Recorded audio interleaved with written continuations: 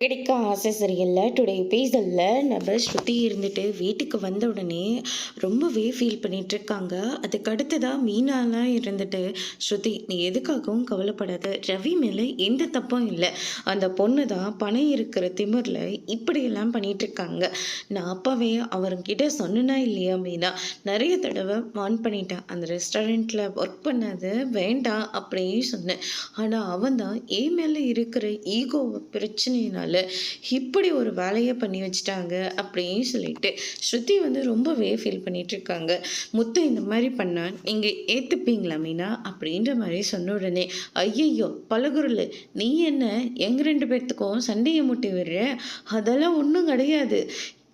ஸ்ருதி உன் நிலமையில யார் இருந்தாலையும் கோவம் வரதான் செய்யும். அதுக்காக நம்ம ரவியை தூக்கி எறிஞ்சிட முடியாதுல்ல. அந்த பொண்ணு மேலே தப்பு இருந்தால் அந்த பொண்ணுக்கு நம்ம தண்டனையை கொடுப்போம். ரவிக்கு தண்டனை கொடுக்கறதுல ஒரு பிரோஜனமும் இல்லை அப்படின்ற மாதிரியே சொல்லிடுறாங்க.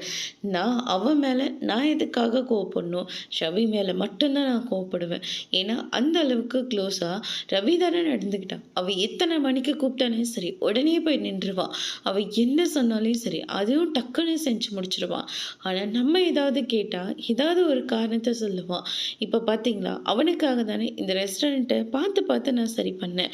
ஆனால் கடைசியில் அவகிட்ட தானே அவன் வேலை செஞ்சிட்ருக்கான் அப்படின்ற மாதிரி ஸ்ருதி வந்து எல்லாத்தையும் பக்காவாக சொல்லிக்கிட்டு இருக்காங்க. ரவிக்கு என்ன பண்ணுறதுனே தெரியல. அதோடு இன்னைக்கான ப்ரோமோ முடிச்சிருக்காங்க.